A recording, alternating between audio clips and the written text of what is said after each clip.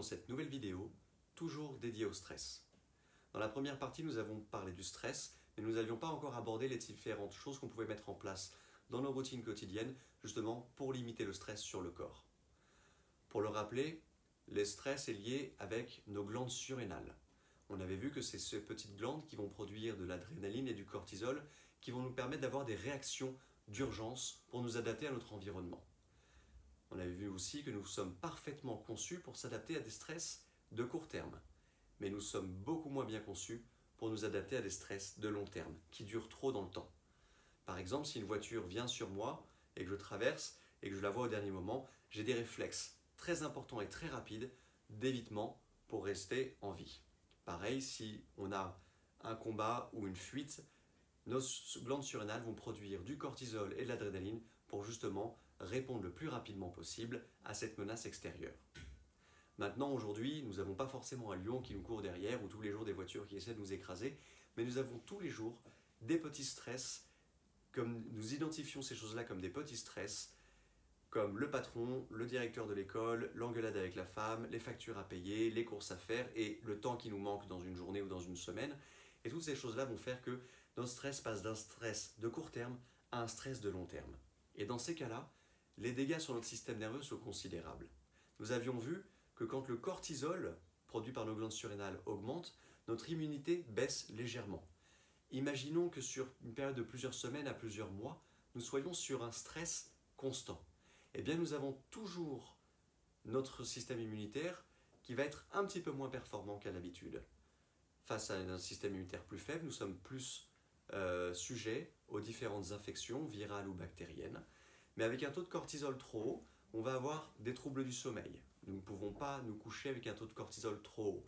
Normalement, quand on va se coucher, vers 22h, 23h, on doit avoir un cortisol qui est plutôt bas et il va commencer à augmenter en fin de nuit vers 5-6 heures du matin.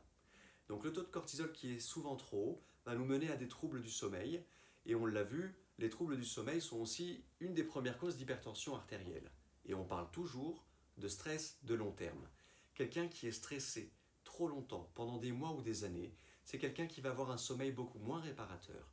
Et ce sommeil moins réparateur a des chances de créer des problèmes cardiovasculaires comme de l'hypertension artérielle. Donc voici juste ce petit exemple pour vous expliquer que le taux de cortisol pendant trop longtemps, sur une trop longue période, eh bien on va commencer à avoir des défaillances de notre système nerveux et que ce soit au niveau cardiovasculaire, au niveau digestif, au niveau immunitaire. Donc aujourd'hui, on va essayer de se rendre compte qu'est-ce qui dans notre quotidien va augmenter la production de cortisol dans notre organisme. Et on va distinguer deux catégories. La première, c'est la catégorie chimique. Et la deuxième, c'est la catégorie neuro-émotionnelle ou mentale. La catégorie chimique, c'est simple, c'est tout ce qu'on va consommer et mettre dans notre corps qui vont avoir une influence négative sur nos glandes surrénales et sur notre système nerveux. Et enfin, la partie neuro-émotionnelle ou mentale, c'est toute notre façon d'appréhender notre milieu extérieur et notre façon de réfléchir par rapport et d'interpréter une situation comme stressante ou non, qui va nous permettre justement d'avoir plus ou moins de stress. Pour reprendre, maintenant on va parler de cette partie chimique. Donc la partie chimique, les stress chimiques, c'est tout ce qu'on va mettre à l'intérieur de notre corps. Le premier stress chimique que nous pouvons avoir, c'est un manque d'oxygène. Notre cerveau, comme on l'avait vu dans la vidéo sur les 6 essentiels, a besoin d'oxygène. Aujourd'hui, nous sommes tout le temps en train de courir à droite, à gauche, et on ne prend jamais le temps de faire des exercices de respiration. Donc déjà, prendre le temps, matin, midi et soir, faire une petite routine de 2-3 minutes en prenant des grandes inspirations et en soufflant tranquillement, va nous permettre déjà d'augmenter notre niveau d'oxygène et de réduire ce premier stress face à un léger, très léger manque d'oxygène. Les autres stress, c'est bien tout ce qu'on va mettre dans notre bouche. Ça passe par notre alimentation et dans notre alimentation aussi tous nos plaisirs qui vont être plus ou moins bons pour notre organisme. Et puis enfin, on a le secteur cosmétique et le secteur des produits d'entretien. Donc pour la partie alimentaire, il est très important, tous les produits chimiques et tout le sucre vont augmenter le niveau de stress dans notre corps. Au cabinet, nous avons publié une liste qui regroupe plus de 50 raisons de limiter le sucre. Et toutes ces raisons, pour limiter le sucre, ont un fondement scientifique. À chaque fois on a un argument qui va être contre le système immunitaire, contre le système nerveux, contre le système reproducteur, contre le système intestinal, les intolérances, les troubles du sommeil. Beaucoup de problèmes aujourd'hui sont liés à notre surconsommation de sucre. Il y a le sucre que nous voyons, celui que nous mettons dans nos cafés, dans nos crèmes dessert. Il y a le sucre qui est caché. Comme on l'avait dit dans la vidéo d'introduction, au supermarché aujourd'hui, la plupart des produits emballés contiennent des sucres rajoutés qu'on ne voit pas, mais qui augmentent considérablement notre apport en sucre et donc notre stress au niveau de la production de cortisol par nos glandes surrénales. Donc essayez tous les jours, pas une fois par mois de manger bio et de manger vert, mais essayez de tous les jours de vous poser la question sur votre petit déjeuner, votre déjeuner et votre dîner, à quel point ils sont-ils riches en sucre, quels efforts vous pouvez faire justement pour diminuer cette dose de sucre. On fera aussi une vidéo spéciale pour le petit déjeuner, car aujourd'hui nous voyons au cabinet beaucoup trop d'enfants qui ont des doses massives de sucre pour le petit déjeuner.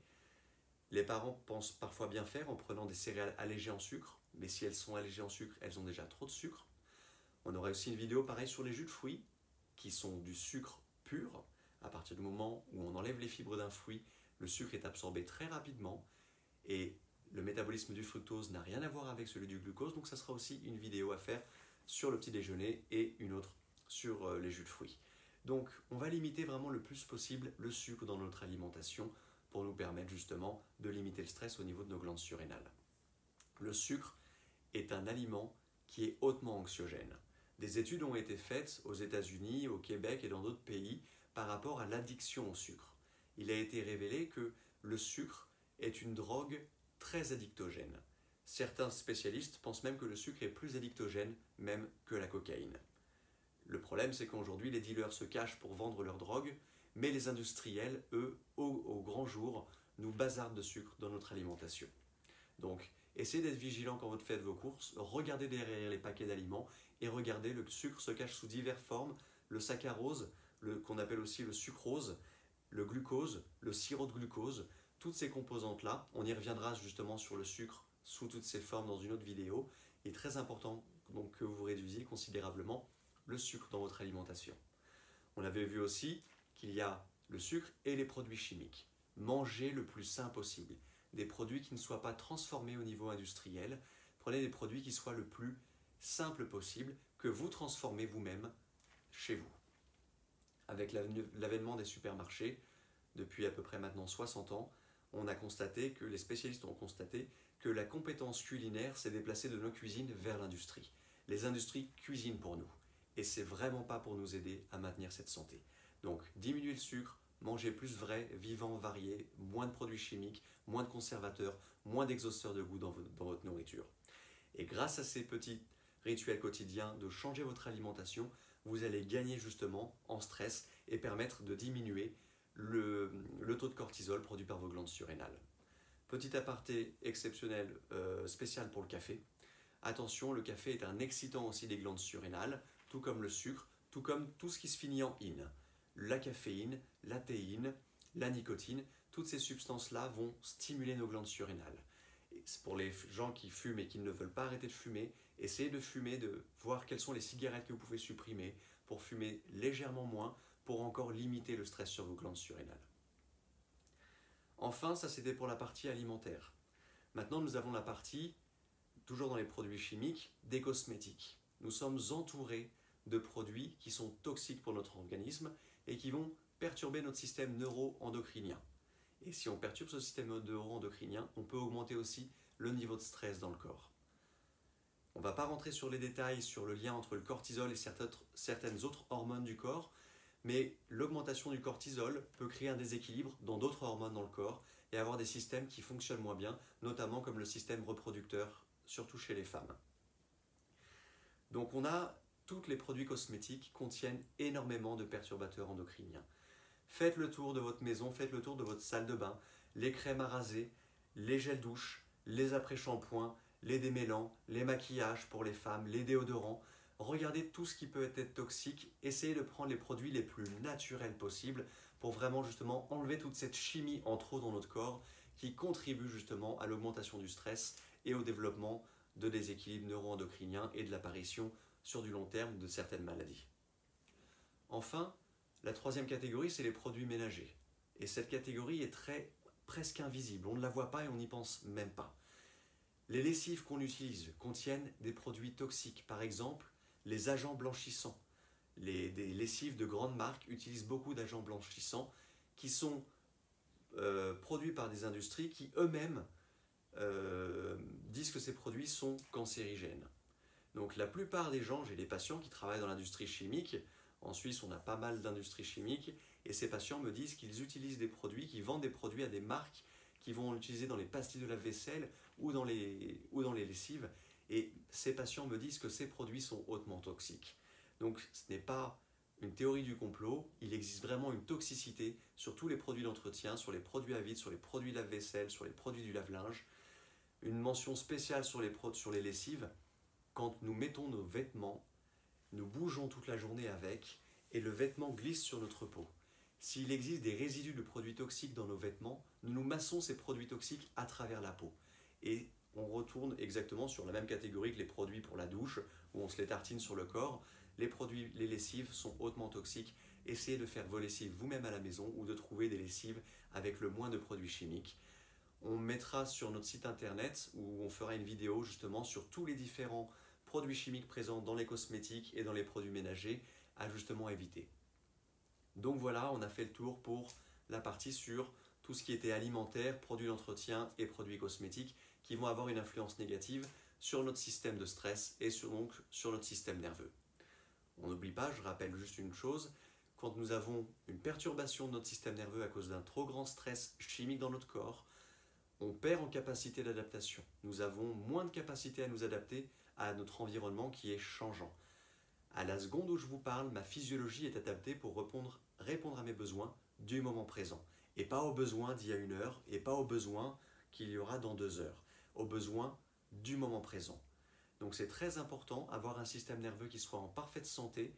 C'est pour nous permettre justement de nous adapter à nos besoins.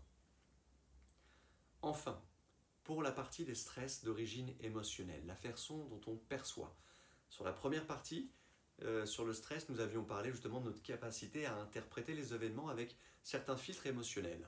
On l'avait vu, pour le rappeler très rapidement, nous percevons les événements avec des filtres émotionnels. C'est la différence entre l'actualité et la réalité. L'actualité, c'est ce qui se déroule dans notre environnement à l'instant présent. Et la réalité, c'est l'interprétation que nous en faisons avec nos propres filtres émotionnels. Et on avait vu, nous avons le premier filtre, l'univers, le milieu d'origine duquel on est issu, l'éducation que nos parents nous ont donnée et les expériences qu'on a faites. Freud avait appelé ça le mich et le Übermisch, ou le moi et le surmoi. Ces 3 points clés, ou ces 2 points clés, pour Freud, sont essentiels justement à l'interprétation de notre environnement et à la plupart des troubles qu'on va développer, que ce soit des troubles phobiques ou juste augmenter notre niveau de stress émotionnel juste en interprétant des événements comme trop stressants, alors que finalement ils pourraient l'être beaucoup moins. Donc, ce qui est très important à retenir, un événement n'est pas stressant. C'est l'importance négative qu'on va accorder à cet événement qui va augmenter le stress. Et comme on l'a dit, le stress ne se passe pas que dans notre tête, ce ne sont pas que des pensées. Toute notre physiologie et nos glandes surrénales vont produire plus d'adrénaline et de cortisol. Il suffit que vous pensiez à un souvenir négatif ou perturbant qui vous a créé des émotions fortes et négatives. Vous allez voir que vous allez déjà commencer à produire du cortisol et de l'adrénaline. Votre rythme cardiaque va changer, votre peau va commencer à changer, elle va devenir plus moite. Rien qu'en pensant à un événement traumatisant, votre corps se remet dans la même chimie de stress. Au moment présent, vous pensez à un événement passé et votre chimie se remet exactement comme elle l'était lors de cet événement traumatisant. Donc pour votre simple état d'esprit, vous pouvez augmenter votre stress ou diminuer votre stress. Donc quoi faire aujourd'hui pour diminuer ce stress d'origine mentale? C'est très simple. Quand il y a des situations qui sont difficiles, dites-vous que cette situation, est-ce qu'elle est présente dans le moment présent? Est-ce que c'est dans le moment présent? Par exemple, on reçoit une facture des impôts qu'on doit payer dans 2 mois. Est-ce que c'est dans le moment présent? Non, ce n'est pas dans le moment présent. Est-ce que vous pouvez faire quelque chose maintenant contre ça? Si vous ne pouvez pas faire quelque chose contre ça, alors à quoi ça sert de stresser pour quelque chose qui n'est pas encore arrivé? Vous verrez le moment venu. Mais pour l'instant, essayez de relativiser par rapport à cette facture et dites-vous que, ok, pour l'instant, il n'y a rien que je puisse faire. Je vais essayer de m'organiser sur ces 2 mois, un petit peu tous les jours, pour voir arriver cette facture à payer. Mais ça ne sert à rien de tout de suite partir dans des délires et des pensées qui vont à droite à gauche et augmenter justement notre niveau de stress. Donc, prendre le temps de réagir par rapport à des situations. Se demander comment on pourrait voir cette situation sous un autre angle, un angle plus avantageux et moins stressant pour nous. C'est vraiment travailler sur notre perception. La deuxième chose pour limiter le stress, eh bien, c'est de travailler sur la respiration. C'est très important, on va avoir beaucoup de techniques, on va avoir de la méditation, on va avoir du yoga, on va avoir du qigong. Toutes ces pratiques vont vous permettre de vous ancrer dans le moment présent, d'aligner votre esprit et votre corps dans le moment présent et justement gagner en sérénité. La respiration, on fera aussi une vidéo sur les techniques de respiration, le qigong, le yoga. Aujourd'hui, on reste simple, on vous donne juste des outils pour pouvoir justement commencer à lutter contre le stress chimique et le stress émotionnel. Donc la respiration, c'est très simple. Selon la respiration, selon le type de respiration, on va stimuler notre système sympathique, donc justement les systèmes liés au combat et à la fuite, ou alors on va stimuler notre système parasympathique qui est propice à se régénérer et à se reposer. La respiration qui va nous permettre de gérer le stress, c'est une respiration où on va inspirer quelques secondes et expirer plus longtemps que nous avons inspiré. Généralement, on commence par inspirer 4 secondes. On bloque la respiration et tout doucement, sans pincer les lèvres, on expire par le nez pendant au moins 6 à 8 secondes. Il faut que nous ayons moins de 10 cycles respiratoires par minute. Au-delà de 10 cycles respiratoires par minute, nous sommes déjà en train d'activer un petit peu le système de stress dans notre corps. Arriver à faire 3 respirations à la minute, profondes, en étant complètement relâché, nous permet justement de diminuer considérablement notre stress. Un point important, nous nous préparons tous les soirs pour aller dormir. Nous nous préparons physiquement pour aller dormir. Nous nous habillons, nous prenons une douche, nous nous mettons en pyjama, nous nous brossons les dents. Pour les femmes, elles se démaquillent. Nous préparons tout physiquement pour aller pouvoir dormir. Mais nous ne nous préparons pas assez mentalement. Préparer notre mental pour justement aller dans un moment où on va pouvoir se détendre et partir en phase de sommeil. Faire ces exercices de respiration pendant 5 minutes dans le lit avant de dormir permet de limiter le stress, de changer notre physiologie, notre milieu intérieur et de justement avoir un endormissement qui soit quasi parfait. C'est très très important. Tous les jours, dès que vous avez un moment de stress dans votre travail, prenez une pause de 5 minutes plutôt que d'aller fumer une cigarette dehors, allez boire un verre d'eau, posez-vous, faites des exercices de respiration, levez-vous, allez marcher, montez les escaliers, bougez, respirez, buvez de l'eau. C'est vraiment très très important. Donc voilà aujourd'hui les conseils, on ne va pas s'éterniser sur cette vidéo, c'est important de vous donner un petit peu au compte-gouttes ces informations et de ne pas vous inonder à chaque fois d'informations imbuvables et avec des vidéos qui soient trop longues et sur lesquelles vous décrochiez.